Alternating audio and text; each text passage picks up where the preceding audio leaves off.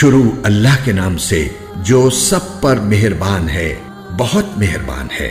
قیامت قریب آ لگی ہے اور چاند پھٹ گیا ہے، اور ان لوگوں کا حال یہ ہے کہ اگر وہ کوئی نشانی دیکھتے ہیں تو منہ موڑ لیتے ہیں اور کہتے ہیں کہ یہ تو ایک چلتا ہوا جادو ہے۔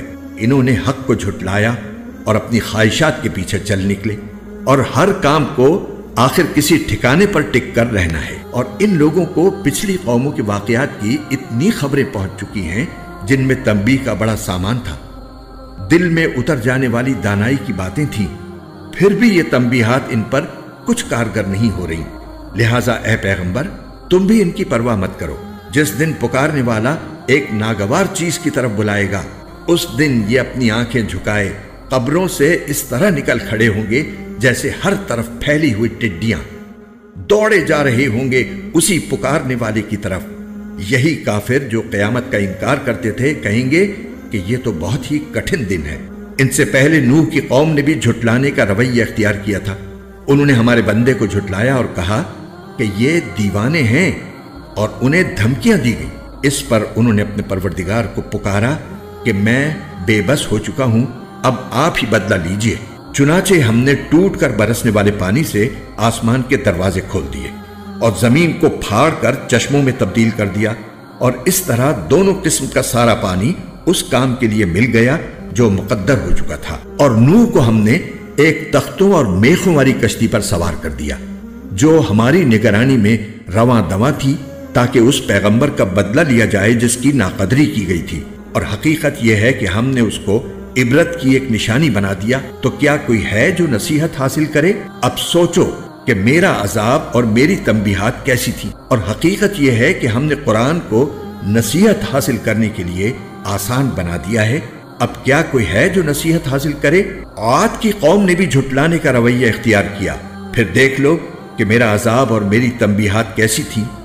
ہم نے ایک مسلسل نحوست کے دن میں ان پر تیز آندھی والی ہوا چھوڑ دی تھی جو لوگوں کو اس طرح اکھاڑ پھینک دیتی تھی جیسے وہ کھجور کے اکھڑے ہوئے درخت کے تنے ہوں۔ اب سوچو کہ میرا عذاب اور میری تنبیہات کیسی تھی۔ اور حقیقت یہ ہے کہ ہم نے قرآن کو نصیحت حاصل کرنے کے لیے آسان بنا دیا ہے۔ اب کیا کوئی ہے جو نصیحت حاصل کرے؟ ثمود کی قوم نے بھی تنبیہ کرنے والوں کو جھٹلانے کا رویہ اختیار کیا، چنانچہ کہنے لگے کہ کیا ہم اپنے ہی میں سے ایک تنہا آدمی کے پیچھے چل پڑیں؟ ایسا کریں گے تو یقیناً ہم بڑی گمراہی اور دیوانگی میں جا پڑیں گے۔ بھلا کیا ہم سارے لوگوں کے درمیان یہی ایک شخص رہ گیا تھا جس پر نصیحت نازل کی گئی؟ نہیں، بلکہ دراصل یہ پرلے درجے کا جھوٹا شیخی باز شخص ہے۔ ہم نے پیغمبر صالح علیہ السلام سے کہا کہ کل ہی انہیں پتہ چل جائے گا کہ پرلے درجے کا جھوٹا شیخی باز کون تھا۔ ہم ان کے پاس ان کی آزمائش کے طور پر اونٹنی بھیج رہے ہیں، اس لیے تم انہیں دیکھتے رہو اور صبر سے کام لو۔ اور ان کو بتا دو کہ کنویں کا پانی ان کے درمیان تقسیم کر دیا گیا ہے، ہر پانی کا حقدار اپنی باری میں حاضر ہوگا۔ پھر انہوں نے اپنے آدمی کو بلایا، چنانچہ اس نے ہاتھ بڑھایا اور اونٹنی کو قتل کر ڈالا۔ اب سوچو کہ میرا عذاب اور میری تنبیہات کیسی تھی۔ ہم نے ان پر بس ایک ہی چنگھاڑ بھیجی جس سے وہ ایسے ہو کر رہ گئے جیسے کانٹوں کی روندی ہوئی باڑ ہوتی ہے۔ اور حقیقت یہ ہے کہ ہم نے قرآن کو نصیحت حاصل کرنے کے لیے آسان بنا دیا ہے۔ اب کیا کوئی ہے جو نصیحت حاصل کرے؟ لوط کی قوم نے بھی تنبیہ کرنے والوں کو جھٹلایا۔ ہم نے ان پر پتھروں کا مے برسایا سوائے لوط کے گھر والوں کے جنہیں ہم نے سحری کے وقت بچا لیا تھا۔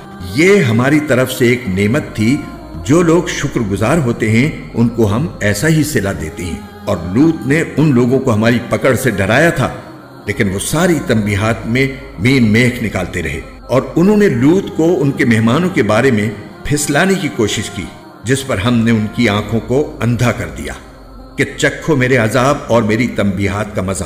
اور صبح سویرے ان پر ایسا عذاب حملہ آور ہوا جو جم کر رہ گیا کہ چکھو میرے عذاب اور تنبیہات کا مزہ۔ اور حقیقت یہ ہے کہ ہم نے قرآن کو نصیحت حاصل کرنے کے لیے آسان بنا دیا ہے۔ اب کیا کوئی ہے جو نصیحت حاصل کرے؟ اور فرعون کے خاندان کے پاس بھی تنبیہات آئیں، انہوں نے ہماری تمام نشانیوں کو جھٹلا دیا تھا، اس لیے ہم نے ان کو ایسی پکڑ میں لیا جیسی ایک زبردست قدرت والے کی پکڑ ہوتی ہے۔ کیا تمہارے یہ کافر لوگ ان سے اچھے ہیں؟ یا تمہارے لیے خدا کی کتابوں میں کوئی بے گناہی کا پروانہ لکھا ہوا ہے؟ یا ان کا کہنا یہ ہے کہ ہم ایسی جمعیت ہیں جو اپنا بچاؤ آپ کر لے گی؟ حقیقت تو یہ ہے کہ اس جمعیت کو عنقریب شکست ہو جائے گی اور یہ سب پیٹ پھیر کر بھاگیں گے۔ یہی نہیں بلکہ ان کے اصل وعدے کا وقت تو قیامت ہے، اور قیامت اور زیادہ مصیبت اور کہیں زیادہ کڑوی ہوگی۔ حقیقت یہ ہے کہ یہ مجرم لوگ بڑی گمراہی اور بے عقلی میں پڑے ہوئے ہیں۔ جس دن ان کو منہ کے بل آگ میں گھسیٹا جائے گا، اس دن انہیں ہوش آئے گا اور ان سے کہا جائے گا کہ چکھو دوزخ کے چھونے کا مزہ۔